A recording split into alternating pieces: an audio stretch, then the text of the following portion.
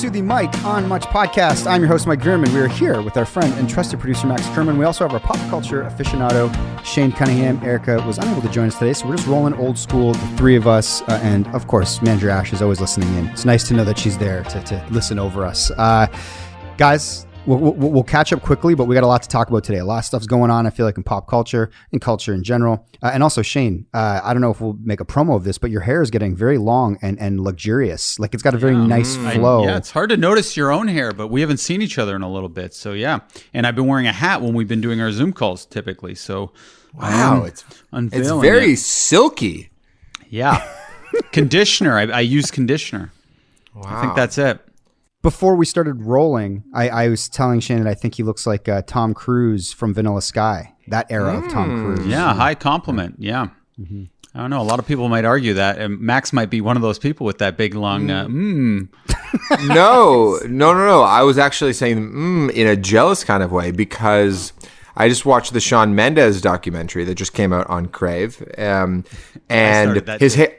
his hair is really long right now, and it's funny to think about him a couple years ago when it was shorter, but his long hair looks amazing, and I wish that I could do that. But when I try to grow up my hair, it just comes and becomes this big puffy afro. So I have dreams of having like nice, long, cool hair, but it just looks like a terrible like Jufro, which nobody wants, you know? Your hair is looking longer though, Max. It is, but it just kind of goes up, then puffy. It can't do the cool Shawn Mendes thing, and it can't do the cool Shane Cunningham thing either. Oh, thank you. Yeah, what do you think of that, Doc? Like, how do you think Shawn comes off? A couple things. Well, one, I think couldn't be sweeter. He was he's sort of born into such good fortune. You know, we often joke about how like I'm sort of like my natural disposition is sort of eager to please, generally kind of happy-go-lucky, whatever. He is me times 1,000 and 1,000 times better looking and more charming. And he has two parents that love him. He's very well adjusted. It's just like he's so. Your parents love you though. No, sorry, I didn't mean to say that. Just if your parents are listening, they're going to think that you're highlighting. No. No, sorry. I left talking about myself back to Shawn Mendes. His parents love him. He's very well adjusted. He seems to have a great relationship with Camilla. The one kind of funny thing that I was joking with Ash is that he carries his own acoustic guitar so much, and I'm just like, Shawn, why are you lifting anything? I don't carry my own acoustic guitar. You've seen those biceps though; it's been paying off. I suppose maybe that's the difference between his biceps and mine is that he carries his own stuff. But it was just funny to see him lug an acoustic guitar around because I don't do that at all when we're on tour. It's all for the cameras though. He's trying to look cool. I think. I feel like he's so aware of the cameras. Like in the shower scene, he's acting he's not wearing swim trunks. He's just acting like he's being filmed.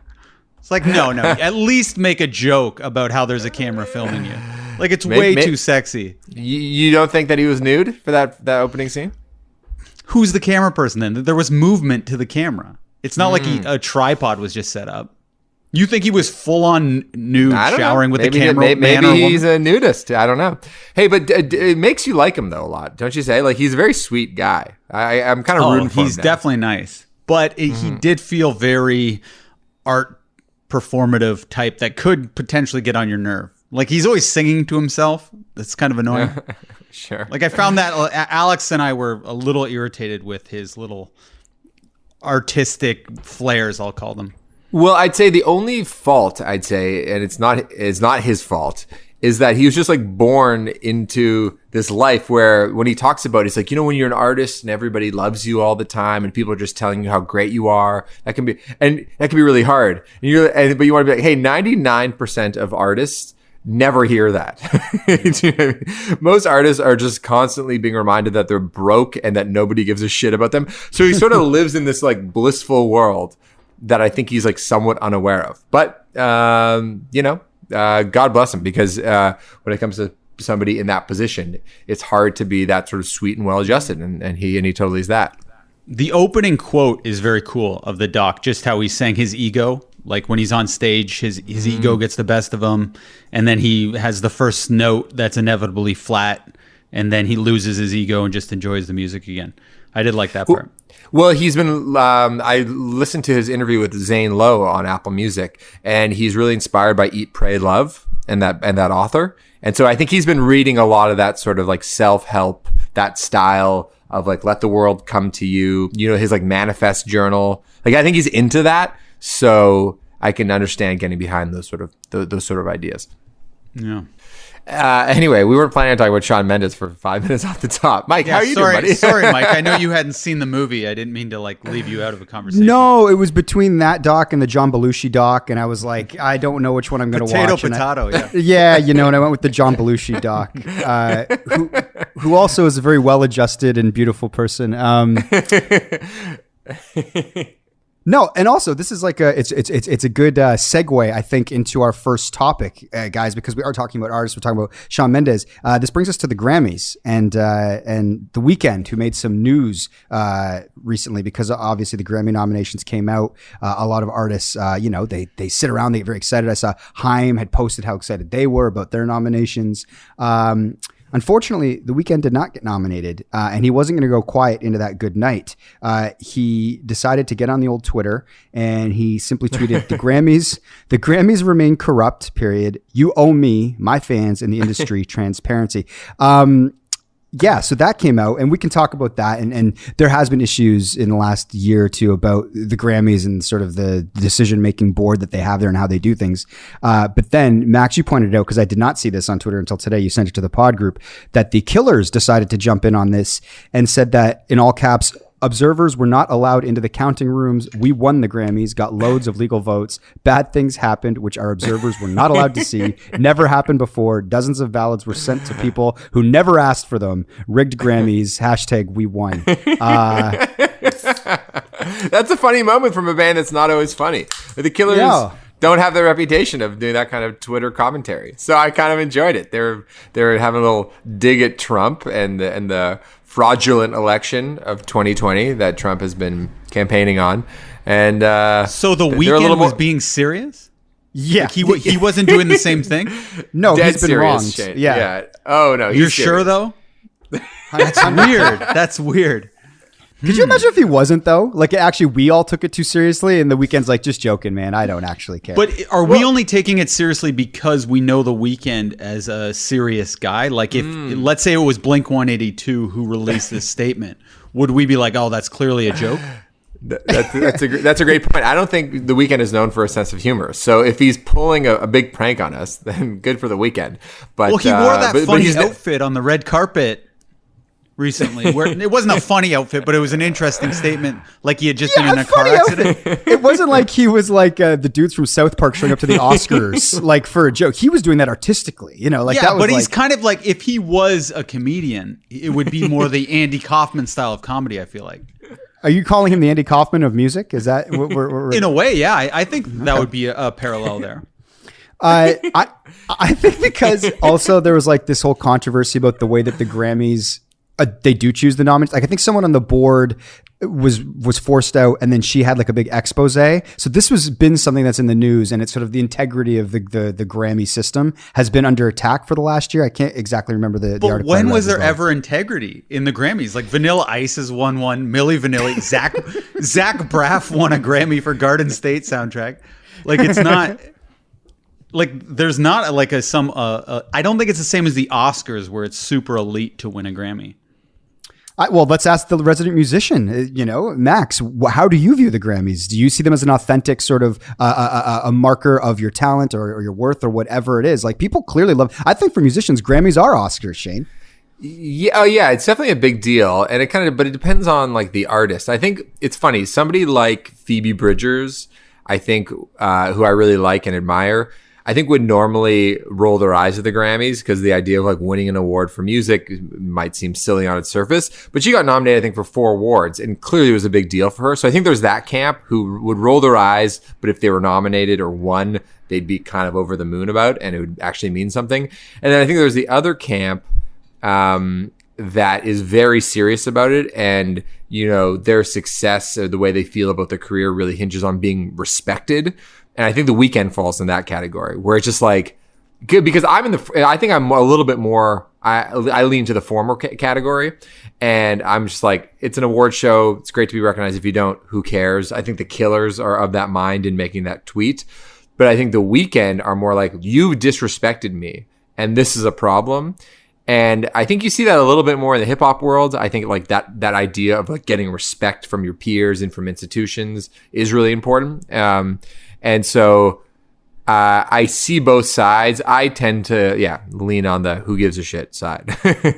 but the thing which is kind of interesting is that every year there's always some issue. And the same thing with the Oscars, where it's like, they snubbed Taylor Swift in another year, but this year she's back and she seems to be happy. Or they haven't, when it comes to the Oscar so white, there's been issues in that vein when it comes to the Grammys. And this year, like the band Black Pumas, they were nominated, I think, for Best Rock Album of the Year. And I don't even really know that band. And in terms of popularity or their sort of hold on the culture, it doesn't seem to be that present, especially over a band like the Killers, but they were nominated. And I think a lot of people would say that's a win. There's a black lead singer in that band, and that's awesome. So there's progress being made, I guess, when it comes to recognizing certain groups that don't always get recognized. But then they also didn't recognize The Weeknd, who is the halftime performer of this year's Super Bowl, which also seems kind of crazy. Yeah, but that's just like a pop gig. That doesn't mean you need that artistic credibility that apparently that record's really good. The Weeknd's really good though. That record, I think it's. What would you rather win? An Oscar for playing a song on a soundtrack, or a Grammy for one of your albums? Ooh, I think I'd rather win a Grammy because it's. No, you wouldn't. Well, I mean, but you asked a specific question. If I directed a movie or starred in a movie, maybe I'd want to win. You would love to go to the Oscars and rub shoulders with Leo and Brad.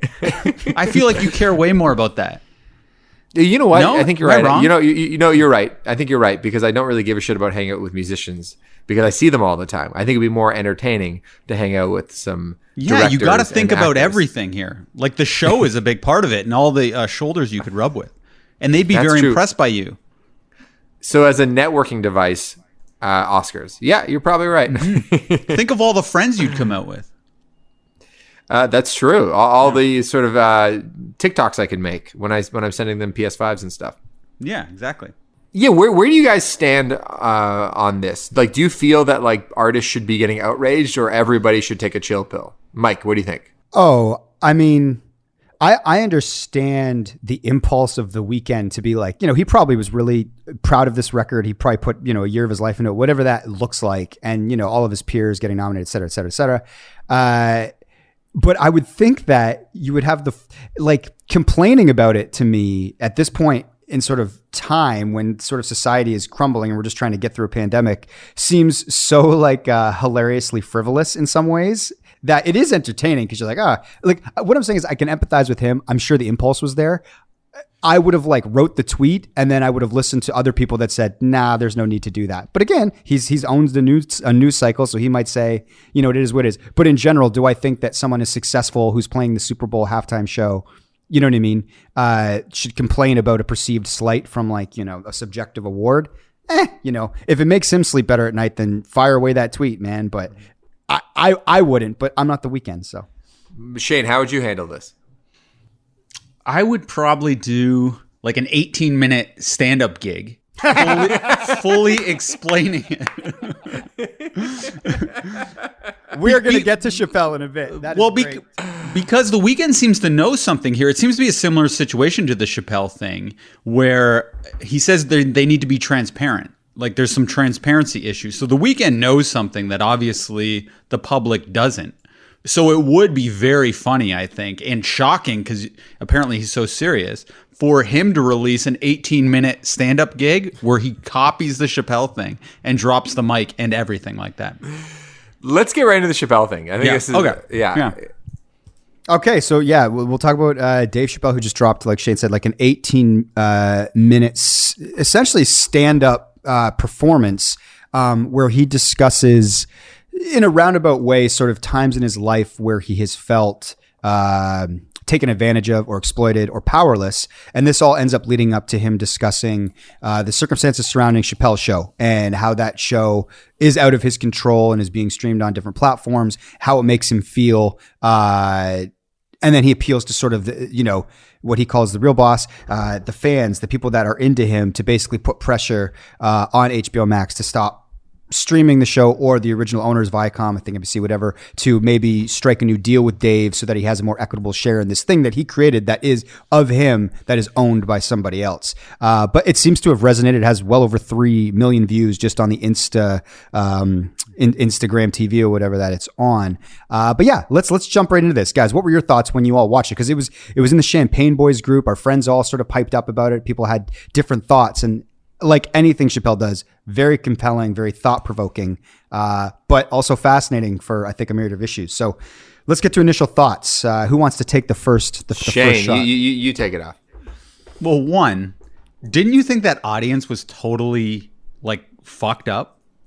Like that audience was terrible. Didn't you notice they didn't They were laughing at the wrong parts. They were wrong cues. Yeah. So he goes on in it about how he was screwed over with his contract. And then he's like, and then I notice it's on HBO. And I notice it's on HBO Max. And it's on Netflix. And everyone's like, yeah. And he's like, no. Hold on. No. Listen to me. Then he explains it to them, how he got fucked. And they're like, ooh, okay, we get it now. And he's like, and I might think about doing the Chapelle show again. He pauses, expecting for an applause. There's nothing. So he goes, hold on. He pretends there's an applause. He's like, but wait. And then he goes, but if I do, I can't even use my name and likeness because they own me in the contract. And it's this big, powerful moment and pause. Everyone kind of busts out into laughter and applause and starts hooting and hollering. No, that's the part. It's supposed to be dead silent and poignant. But the audience it was like the completely wrong audience. So I found that to be fascinating, and I was laughing a little bit at that, and it took a little bit of power out of what he was saying. Well, okay, this is what I was thinking about, is that like it wasn't, the reason why it was probably confusing for the audience is that Chapelle does this thing where he's not even telling jokes. He's just storytelling. So this is why it's confusing. So people keep waiting for a punchline. And there wasn't really a punchline. But they were guessing wrong at the wrong They were point. They were guessing like when wrong. Kramer was apologizing for saying the N-word on, I think he went on like Letterman, and everyone started howling. There. Yeah. Basically, that's classic. You look that up, but yeah, the guy who plays Kramer, Michael Richards, gets in trouble, and then Seinfeld happens to be on Letterman, and to do his friend a favor, he's like, "We're gonna bring Michael Richards on to apologize," and it's like via satellite. And because he's like Kramer, he's trying to be like serious, but he's like, he just has certain vocal tics where the crowd's like laughing, and Jerry has to be like, it's not funny. It's like, come on, stop laughing. And Jerry's being funny too. Yeah. And so I totally know what you're saying, Shane and Max, like about words. Just so people, when he's like, and why I'm not mad at Netflix is because when this all happened to me, they weren't even a company. I don't think that was supposed to be a punchline necessarily, but people were just so hungry for a punchline that they all kind of uncomfortably laugh at it. And then he moves on. Totally. Well, it's funny because it kind of reminded me of when we would have signed our first record deal back in 2008. And streaming didn't exist. So at first I thought it was making a joke about Netflix. Like Netflix wasn't a company. That's why I liked them, is because I don't have this like baggage. I do think that was a joke though. Yeah, I don't think it was a great knee slapper, but I do think that was pretty funny and broke the tension a little bit.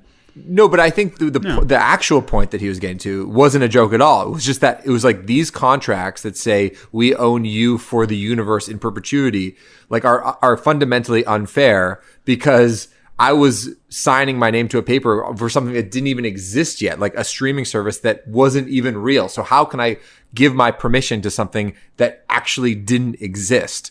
Which is like a fundamental unfairness. But the joke he's making is, I like Netflix because they weren't even in existence to agree to this terrible clause. I think that might be just part of his journey of his storytelling though. I'm not 100% convinced that was a joke, like a punchline. Yeah. Oh, I disagree, but I could be wrong. I've been wrong before. Me too. But the part two that I thought was kind of like, obviously it's an awesome thing. Everyone should check it out. And I do think it's very powerful, and I'm totally on Dave's side. But the part when he's like talking about how Netflix is so kind because he simply asked them to remove it and they did, which a lot of business people wouldn't do. That's still a business move by Netflix. Like, let's not kid ourselves. Netflix has his specials. Netflix paid him the $50 million for those specials. And Dave's a loose cannon who's part of the culture. Like, Dave is the culture. Mm-hmm. He controls the ebbs and flows. Like, that crowd didn't even understand how to feel until Dave had to jam it down their throats. So Netflix just did that to protect themselves. It wasn't some kind gesture. And if they had no business with Dave, they would have kept the special on there. But the fact is they're in partnership with Dave. This gets to the larger issue with the construct of what Dave did and what he's attempting to expose a light on. Like, his main beef is basically essentially saying that these contracts are predatory when you get into them when you're a young artist or you're naive and you don't know what you're doing, but you do it because you have the promise of getting a show, let's say. And like you said, he was a 28-year-old father, and he what else was he going to do? So it's like there's a real beef with the construct, like you said, like what the reality of how it all works and how these companies basically get everything they can in a contract, and then they're going to go, hey, this is like a negotiation is its own art, and if you don't have proper representation, and by the way, it's like everything in life when it comes to like a negotiation is about leverage. And at that point in time, the company had the leverage. Doesn't mean what they did was right. Doesn't mean that the contract wasn't bullshit. Absolutely not. But it's like, what do we do to change the nature of the business in that sense? Because maybe the companies, maybe the network says, well, you know what? We actually did 150 of those contracts and we gave it over $20 million to different artists, and you're the one that hit. But all the rest of that money we had to eat, and nobody became Dave Chapelle. There's some comedian in LA that signed a similar deal, got one season of his show, and it went away. Like there's all these moving parts. Yeah, that's why you make those contracts, and you sign a contract like that because you need them more than they need you, and you're not necessarily. If it's a huge hit, you're not getting paid for that hit. You're getting paid for your next project that's going to get you the money when you have the leverage. It's like Austin Powers 1 made Mike Myers no money, but Austin Powers 2, which isn't as good as a movie, arguably, made him a shit ton of money. Right? But he didn't go back and ask to get paid a higher amount on Austin Powers 1. But that being said, when you make a company an astronomical amount of money like the Chapelle Show did, you'd think they would throw him a little something just as a grand, kind gesture. Like, here's $1 million or $2, which would still be peanuts in the grand scheme of things. Yeah. No, now I don't think he's asking for peanuts now. I think he wants a legitimate negotiation because that moment has passed for the kind gesture. I think now he wants a piece of the pie. And to your point, Shane, like if they were sort of more prudent business people, they'd go, you know what, it's in our best interest to negotiate with Dave because if we play our cards right, maybe he'll do another Chapelle season. If we had just been like willing partners, as opposed to saying, sorry, bro, you signed the deal, they could have actually, everybody could have won. And that's sort of the argument for kind of doing the right thing because the rising tide lifts all boats and we can all win together. But I do like that point. And I struggle with this because, Mike, you hit on the head there where it's like, they, on one hand, yes, they invested, in countless other TV shows that lost money or made no money. And so that allowed Chapelle, the Chapelle Show to be made, and that's where they get their money back. But then on the other hand, it's like, but they're making so much money. It's like, what's fair? I just don't know exactly what is fair in this situation. And the other thing is like to Austin Powers example, is that it's not like Chapelle went broke. It's like the deal he got basically from holding out on the Chapelle Show for all those years where he was sort of seemingly inactive.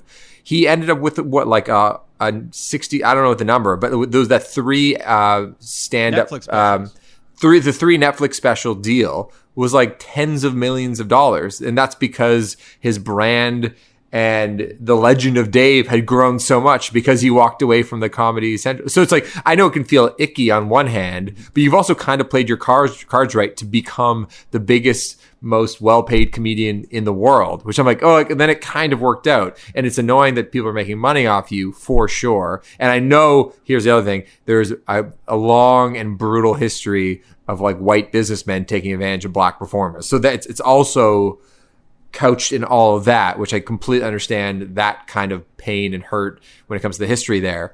But it's just like, it's also kind of worked out for you specifically. And if you're fighting a battle on behalf of like younger black artists, and that's really virtuous and good too. So I know there's like all these things that are happening at once in this conversation. And I don't personally know how completely to feel about it. Cause it's like, yes, of course, always support the artists. Yes, of course, always fuck business people that give artists raw deals. Fuck them. But on the other hand, I'm like, well, Chapelle, you kind of played it perfectly, and your life is kind of awesome in a way that you could have never imagined because you handled it in this way. So I don't know. Mm-hmm. Yeah, but I think it just happened to work out. There's many stories where something like that wouldn't work out. Like, I don't know, a guy like Mickey Rourke, maybe. I would then make if I were to give Chapelle one note on this transcendent 18-minute special that he put out, I'd maybe add that. I'd say, and by the way, I'm pissed off about this. I think these guys are making way more money off my back. They've been assholes to deal with. Fuck them. But I'm rich. I don't give a I actually don't need another dollar for the rest of my life.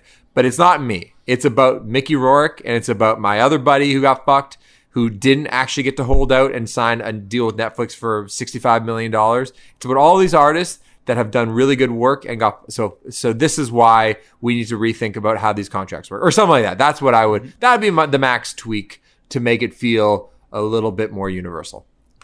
Yeah, there's something very specific, obviously, about Dave's story, and then also universal, especially the stories about, feeling like taken advantage of. Like, that's something people can relate to. But I do wonder, and I kind of got this, it's like, there's this thing that's just accepted now. And when it comes to business, like the adversarial nature of business that we sort of like celebrate in some ways in our culture. And it's like, it's just kind of accepted that like, well, both sides need to try and get whatever they can at all costs. And then we try to sort of soften it. You'll hear like business people, suits be like, no, it's a partnership, man. It's a partnership. But then to Shane's point, it's like, well, Netflix benefits from like listening to Dave on this one. But in 5 years, if Dave's not in business with them, they're probably going to stream the Chapelle show. And it's like, it's like, there's something, and I think this is what Dave gets to, which I think really works in his 18 minutes, is basically it's like, it's wrong. You know what I mean? It feels wrong on some level. And it's like, but I don't know how you correct that.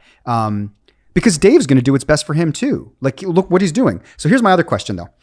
At the end of it all, I was like, what is this fundamentally? I'm like, fundamentally, he's getting to this thing, like to something that's personal. Some people you've probably been taken advantage of in your life at some point. So what he's saying is visceral to you. You hear his pain, you feel what he's saying. On a very sort of like practical level, to Max's point, this is a millionaire that is upset that he's not getting what he thinks he deserves. But ostensibly, he already has all of this stuff. So I wonder, as a viewer or for other viewers, how does that play in the sense of like, when people are concerned about where they might get their next meal during a pandemic, is that a cause that people care about? Or does it feel like such inside baseball Hollywood shit that people are like, what? Okay, like I get what he's saying, but it's like, do I care? Because he ends by a call to action to mobilize his fans to basically like put pressure, I guess, on the streamer to pay him more. It's an interesting sort of cause to take up, although noble in an overall sense. Like, how do you guys think that sort of like plays just as like his basic ask? Yeah, I think that it plays well. I think people, like average people who are going through their own shit, still like, number one, to hear celebrities talk about their problems. Like in songs, it's just like, look at the Justin Bieber, Shawn Mendes song, Monster, about basically it's like, if I don't do exactly what's expected of me from my fans, you think I'm a monster. Like there's a long history of celebs sort of complaining about, the cards they've been dealt, and people seem to kind of find it interesting and end up rooting for them. But I'd also say that Chapelle is more compelling than that, because he couches it in the language of like slavery even. It's like, I'm running from one slave owner to the nicer slave owner. And I think that hits home, I think, for a lot of people. So I don't think it's the issue of like people going like, this guy is sort of out to lunch and I don't understand him. Shane, what do you think?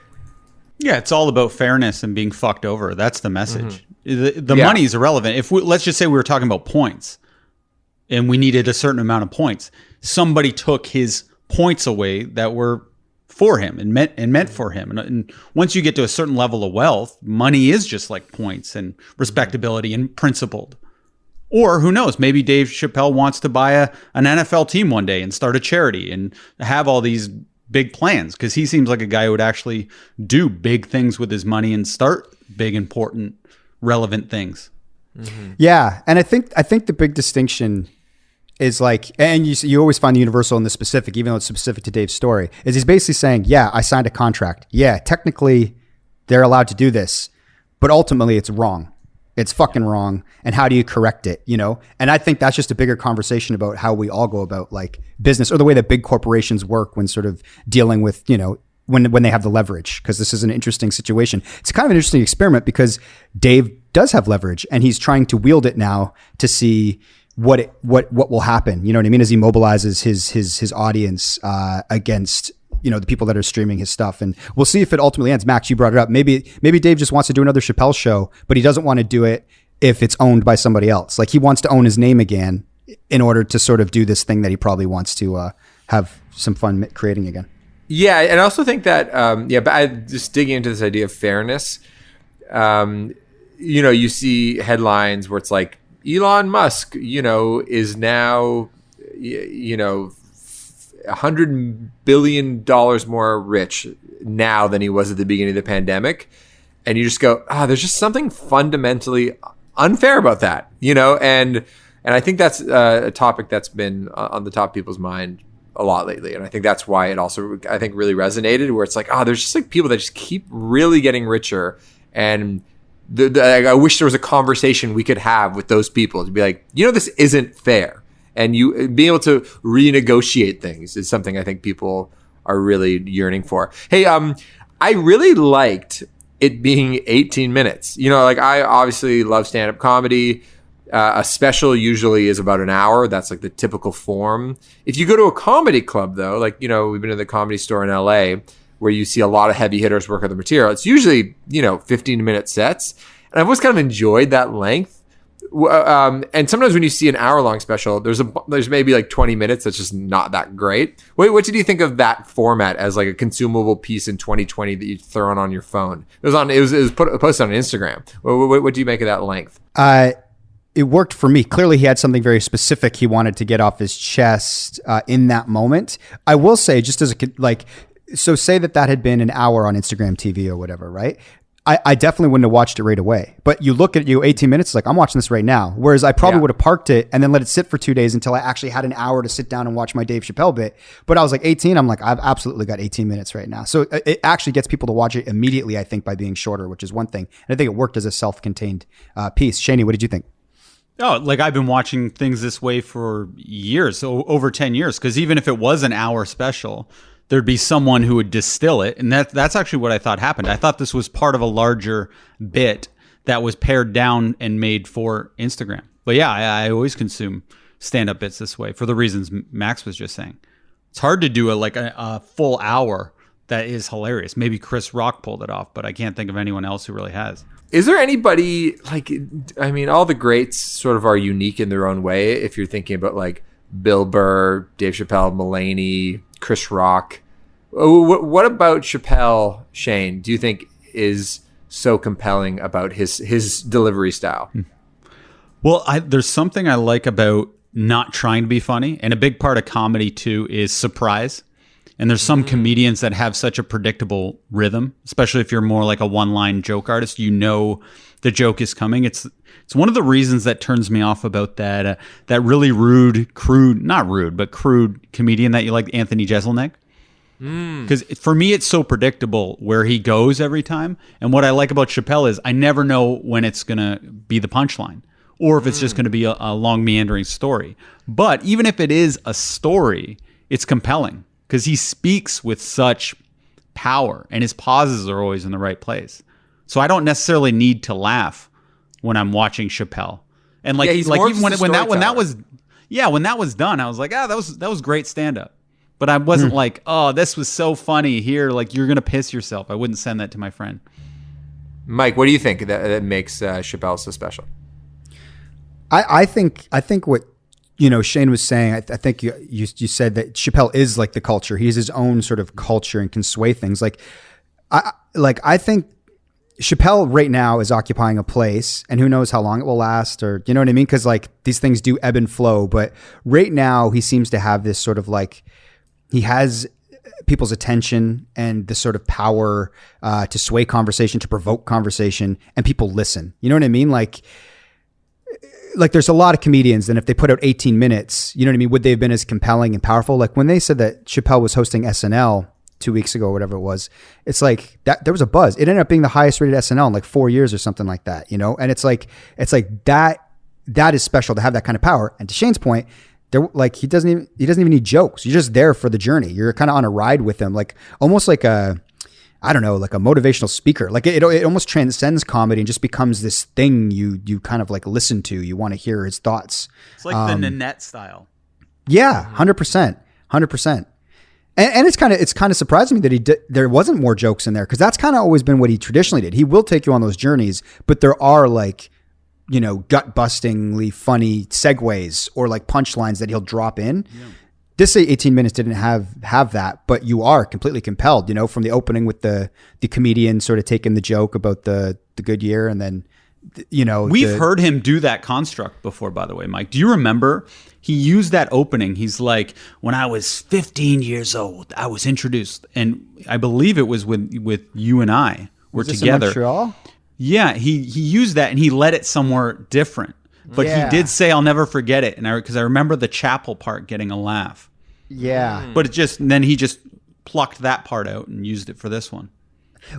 Also, when he started discussing the guy that was doing the 3-card Monty, and basically like, you know, gets the money from him on like the boardwalk or whatever. In that analogy, because it's like, it's flawed. Because you end up having sympathy for the scammer. Yeah. But the scammer and his friends are ultimately the network. And then he uses that as analogous to the network. Yeah. So then you're like, wait, what is this? Is Dave the 3-card Monty guy? Well, at the end, Dave is the 3-card Monty guy. So it's this cyclical thing where everyone is just this like corporate vulture or whatever. So it was because the lesson is like it tied in. Well, it's like, because you're right, because it's confused, because the lesson I learned was never get between a man and his dinner or a man and his money. His meal. Yeah, his meal. Man and his meal.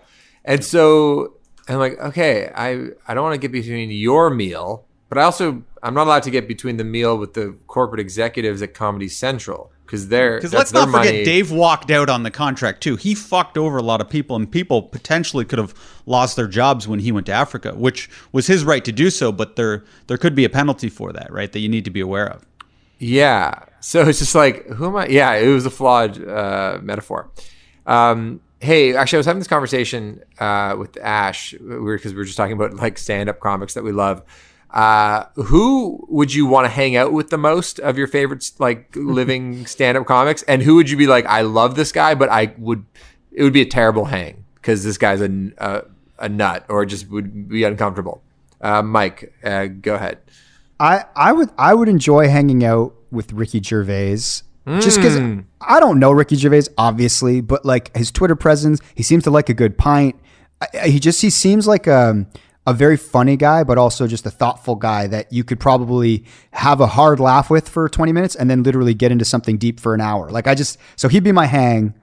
My version, although I do find him interesting, but I just don't know if I could handle that energy all the time, would maybe like Russell Brand.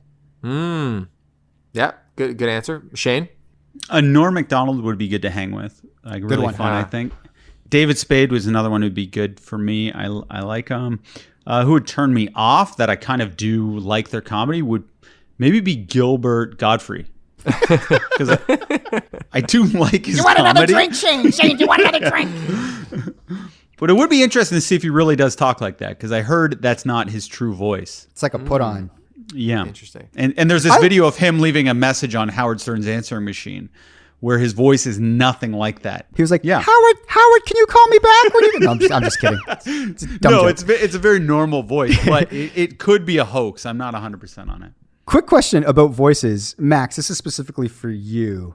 So there's been times, so like people listen to this, but you know I was like in a band, whatever, we toured with you guys, all that stuff. And like my singing voice was always like, it's my natural kind of singing voice. But there's times where I thought about if you do like I'm like, I wonder if I had just did a fake voice, like that made it sound more like, because I listen to some artists, like the guy from what's that band? The guy and the girl. Oh my God, I'm blanking on them. They've been on the podcast. I can't believe this. Sophie Tucker. No, man. Okay. The guy sings really low. Oh, the frog voice man. No, the frog July guy. talk. July talk. So I'm like, that becomes its own hook in a weird way. And if you just stick with it, like it becomes an identifying feature. This is what Gilbert Gottfried reminded me of, like people that think of these sort of like hooks that become their identifying feature. Max, have you ever thought of sort of like, or is just the voice you had the voice you had? No, the voice I have is the voice I have, and I don't particularly love it, but it seems to be doing the job. But actually, funny that you bring this up. So I'm actually very exhausted right now because we were filming a music video last night. I was told that we weren't allowed to talk about. We're not going to get into the details of it, but I'm bringing this up because we were up till 4 a.m. Shooting this thing, and I'm wearing this kind of ridiculous jacket, which I found off the street yesterday, which is another story in itself. But I had to wake up early this morning for a conference call, and I was walking over to the Starbucks. I'm almost at the Starbucks. I'm wearing Adidas track pants, the bright orange Arkells hat, and this long overcoat that goes down to my knees that's like a yellow plaid. So I look kind of insane. I get to the Starbucks, and I realize I don't have my mask with me, but I have a pickup order to go. So I'm like, fuck. So I kind of opened the door. I'm like, hey, I have an order for Max. If you could just kind of bring it out to me. I don't want to enter the store without my mask on. And then the one other guy waiting for his coffee turns around. He's like, Max from Arkells? And he turns around, he sees me. And he's like, I recognize your voice. And he's like, how's it going? I'm a big fan. I saw your show in Kingston a year ago. And I just look like a crazy person. So like, you know, when you see celebs that are just dressed like shit, and you're like, is that how he actually, those like paparazzi photos? I couldn't have looked crazier. I'm like, yeah, hey man. I was like half asleep. It was very funny. But anyway, point is, he recognized my voice. Just from talking. So it's working. It's fine. Yeah. Well, you do go into Starbucks and sing your orders to try and get recognized. That's always been a thing of yours. Honestly, it was, we were shooting this video yesterday in the streets in Toronto. It was a very like kind of run and gun guerrilla shoot. And this car pulled up, these two young people, and they started kind of screaming, like, oh my God, there's Max. I was like, oh, I miss that feeling so much. You know? I just haven't got it in months and months. It was a really pathetic part of me that I'm embarrassed to admit, but it was nice. But actually, speaking of wearing masks, let's get to the last topic. Don't rush this long. First of all, that was a great tease because we're going to talk about your video on a future episode. That's one. Yeah. 2, don't skip over your comedians. Who do you want to hang with? Who annoys you? Okay. I'd want to hang with, I think, Bill Burr. I think Burr would be like a real, like, kind of funny hang. He likes football. I think we could have, he likes Boston. He's from Boston. I like talking about Boston stuff. So I think we get along. I think I'd be most intimidated to hang out with like Chris Rock or Chapelle. Not because I don't think we could have a good conversation. I just think I'd be so fucking annoying. You know, when you're like, oh, the worst version of me is coming out because I'm just like turned into a fanboy. I think that would be with Rock or Chapelle. So I don't want to hang out with them because I would just be that like lame, annoying guy, and that's how they'd remember me by. But anyway, let's get to the last topic here. We got 15 minutes here, Maxie. You're on no sleep. Do we go right to Shane's surprise and do 15 on that, or do we try to fit 2 in? Whatever, Shane. Whatever your call. What is the last topic? I've forgotten it. The barbecue guy. Barbecue joint in Toronto that defiantly opened. Which I feel like, Mike, you don't want to talk about because it's too depressing. Why, you a big barbecue fan, Mike? No, man, I don't even mess with barbecue. Why would it depress you? I'll talk about it. No, I'll talk about it. Let's see. If there's time for a surprise, there's time for a surprise. I'm curious now. I just feel like we're in this constant culture war, you know, but we're listening to sort of like this vocal minority of like COVID deniers and like non-mask wearers. And so that sort of intersects with this story where there's this barbecue joint in Toronto. They have a few locations, and obviously Toronto has entered like a red zone in some surrounding areas because numbers are going up, and more than anything, they're projecting that the numbers will be very bad if things stay open at the current sort of level that they're at. So a lot of these places closed. So small businesses get you know, annihilated when this thing happens. So like this guy that owns this barbecue joint basically refused to close, and he sort of opened and had indoor dining in defiance of the provincial order, or I guess whatever, from Doug Ford. But So like this sort of like he went on his Instagram, and he also was like, he was fighting with people in the online comments, and he was using like the R word to like call it. So he was just like, he was kind of being like a troll and being very sort of like aggressive. So people were like, fucks up with this guy. Then he sort of like released a video sort of becoming an anti-hero, saying like, we're staying open, small businesses are getting screwed, you know, some theories about testing, et cetera, et cetera, et cetera. The theories on testing, if you don't know anything about anything, and I'd probably put myself in that category, your ears do kind of perk up. The video was compelling where you're like, oh, huh, okay. Apparently these tests aren't as good as we think. Like, but then it's obviously he's not a healthcare professional. He's full of shit probably, but it's just like, but I understand why people would be like, wait a second. Like how people go down the YouTube conspiracy theory thing. It's like, oh, when you put it like that, this is a hoax kind of thing.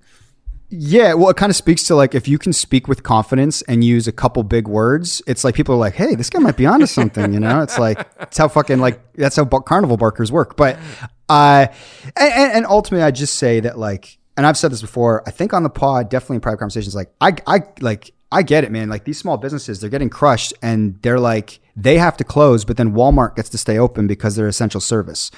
You know what I mean? So like they're sitting there going like, wait a second, I got to close my place when people can make an independent decision whether or not, et cetera, et cetera, et cetera. But then you're letting all these other like massive conglomerate sort of businesses stay open. And it's just, it's bad. It's tough and all that. But anyway, it caused like a shitstorm and a huge sort of like spectacle in Toronto at the location he opened in Etobicoke. And so you had all these like, you know, it really draws the crowd of people that I just want to go out there and protest. And then the police didn't really shut it down. They kind of moseyed on over there and kind of let the guy run his circus for a bit, even though they've shut down other things very quickly, like, you know, Diwali celebrations. You know what I mean? Like the police seem to be on it, but in this situation, there seemed to be a little bit of slack given. Anyway, it's become a huge story. Probably way bigger of a story than it needs to be as far as the people that are actually like feel this way or promoting it. But anyway, here we are. What are your guys' thoughts on the story?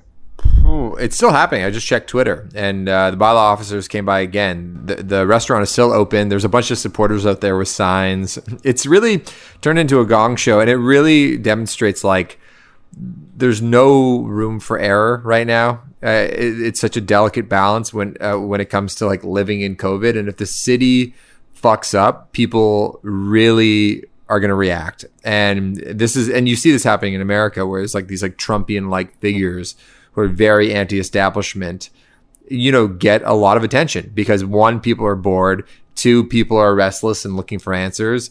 And I do actually, I mean, I think the way the police handled it, to your point, Mike, in sort of giving him probably too much slack when they shut down other places really quickly, was a very misguided move. And it pisses a lot of people off who are staying at home and abiding by the rules and are worried about other sort of social justice initiatives. But yeah, it's just like, fuck, it's like, this is not what we need right now. And yeah, just the balance of this whole situation seems just about impossible. Shane, did you watch the video? I watched the video, yeah, and then I saw the video of a guy walking out sneezing. Is that related? Yeah. After this whole hubbub, you know, the big brouhaha, and then he allows indoor dining. The news happens to catch in the background for people who haven't seen the video. Some guy leaving the restaurant with his takeout and sneezes twice. Some people have double sneezers though. That's the way people sneeze. Yeah, it's sunny outside. Doesn't mean they have COVID necessarily. No. But yeah, I watched the video. I didn't find that guy overly compelling. He just seemed like cookie cutter dude who would feel that way. It just feels like, yeah, you should be. Oh, Max left. What it is. So wow, so I heard about this on the radio this morning. We all just got an emergency alert because they're testing the systems, I think all over Canada or all over the province at different times. And because Max is on his phone here on it, doing this podcast, you cut out, Max, because the emergency alert came up. That's right. I got it. This is what would happen, I guess, in case of like a nuclear disaster of some sort, or. I thought they were just giving an alert for Adamson's Barbecue is now open. We're back, baby. It's an Amber Alert. Amber Alert for some good barbecue. Philosophically, my question for you two is, do you think that the government needs to enforce and step in because, you know, people will, we can't take care of ourselves, like the nanny state sort of argument? Or do you think that people should have free will now that we are educated about this sort of system and should be allowed to do what they want, or should that freedom be taken away from them? Which I know is like a super loaded argument, and I know that like some people can have a nuanced conversation, and other people just find it very like inflammatory. But start with you, Shaney. Yeah, I'm down for no freedom. That's got to be the quote. Yeah. Oh man. But there is a but. I do think that there should be things in place for businesses like mortgage freezes. Yeah. And yeah, it would be a perfect mortgage freeze if it could just freeze and then that person never has to pay for it again. But I'm sure there's something that could be worked out where the people doing the freeze can still make a little money down the line. And to me, that would cause a lot of people not to be so desperate and to be doing these things, because this guy's move, which I think is very misguided, and his Instagram post I found very idiotic. He wouldn't feel the need to do something like that, but he's desperate and he wants money to presumably, stay alive. Because how do you do it if you have one of these businesses? Like you and I are fine, but I don't know how I would react. Like I could very well be doing something like that if I owned a small business right now. Yeah. Maxie? Yeah, it's they seem so what I was saying before, it's like this really delicate balance right now from the city, and it seems like they fucked this one up because the outrage that you feel from small businesses where the big box stores are getting stayed open, that's the narrative right now, and it's completely understandable. And they probably, and even Doug Ford was like, yeah, I feel for them, like we gotta figure something out. So hopefully they figure something out quick, because it's really a matter of being as like attentive to the needs and wants of people in a responsible way. And there's probably a balance that they could strike that wouldn't make people sick. All right. Well, guys, we've gone through like 3 topics plus a Mendes documentary, and we still have Shane's surprise. So let's hit it as this hour wraps. I feel like this has been keeping things moving. I like man. it. Good episode. Good episode. Okay, so Santa Claus. What do you guys feel about him? Kristen Bell just told her, I think she's got a 3-year-old daughter, that Santa's not real. Like, do you think that's cool? Should we keep this? This is a good topic. Santa? I like this. Should we keep this Santa myth going, and if so, how long should we keep it going? And how did you guys find out Santa wasn't real, if in fact he isn't? All right. So this is a hot button topic amongst Danica and I, and one of our original fights when we first started dating. Wow. You guys really had your future set out, eh? or you were wondering, you didn't believe in Santa when you were dating Danica. I believed till I was 30. No, I'm kidding. My outlook was basically, it was more of a question than basically a stance. But basically I said, I don't know if we should, like, the Santa lie, and I'm sorry for any listeners that might still believe, is the first great lie that you were told as a child. And everybody's put a warning off the top.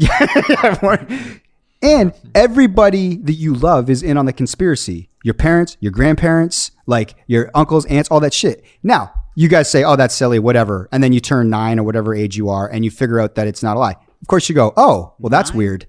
No, I don't know. But it's like, how do you internalize that? It's kind of weird that everyone just sort of like lies to you, and it's like, it's for the greater good, but it's like, it's not a real thing.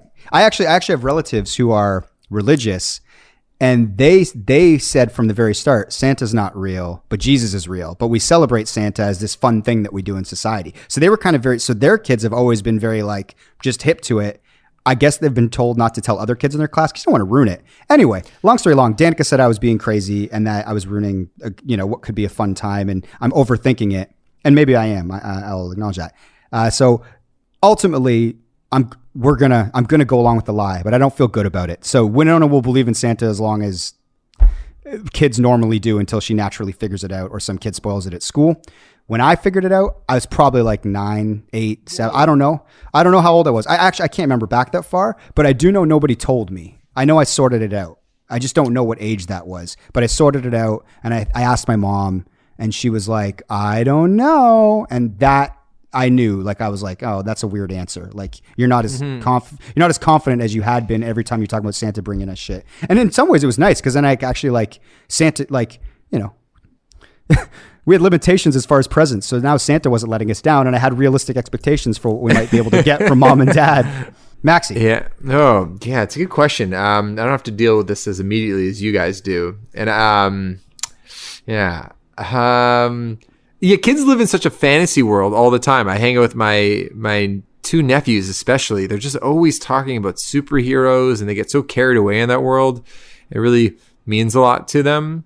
And maybe I think I just wouldn't put as much stock into the idea. Like, let them sort of get carried away as much as they want to, as much as their friends. And you go, oh yeah, this is great. But you kind of just don't comment on it so much. It's more like, yeah, Santa did some stuff. Okay. Can we talk about what's happening in the news? Like, did you hear what the Raptors did? Fred bet on himself. And that's but what if they persist and they're like, no, back to Santa, Max. Are you going to be like, listen? I'm excited about Fred too, Uncle Max, but let's go back to Santa for a second. Maybe Santa's not real. Back to Fred.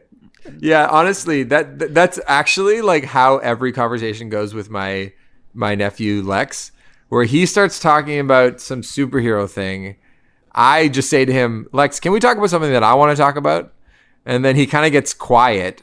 And then I go like, are you interested in the Raptors? And then he says, not really. And then he just starts talking about superheroes again. So yeah, I don't know how good I would be with this whole conversation entirely because, I don't know. I don't know what I would do. I remember liking Santa Claus, but I don't think I was particularly heartbroken when I found out that he wasn't real. So I think that's maybe the trick. Just don't build it up. Just make it into like, it's about getting some presents. It's about hanging out with your family. It's about eating some good food. Sure, Santa comes around. And so when they find out that he's not real, it's not a big deal. Because I think it's on you to not build up the legend. I think that's important. It's a great point. You don't build up the legend? Fred Van Fleet. Yeah, Fred. Yeah, but not Santa. Freddie has a ring. I don't know what Santa's ever done for me. Also, I want the kid to know that it's rich Uncle Max paying for this awesome stuff. Yeah, that's what I was just going to say. I don't want Santa to get the credit. That's crazy. So what are you guys going to do with Lou? I think this day and age, you have till they're 5 years old, tops. Like kids aren't believing about Santa past 5 now. Because they can get on the internet and find out. And you only have 3 and 4 where they really know. Right now, she's just learning about Santa. But you will when she asks you, let's say at 5 years old, she does hear some scuttlebutt at school that it's all a lie. When she comes home and asks you straight up, what are you going to say? I don't know.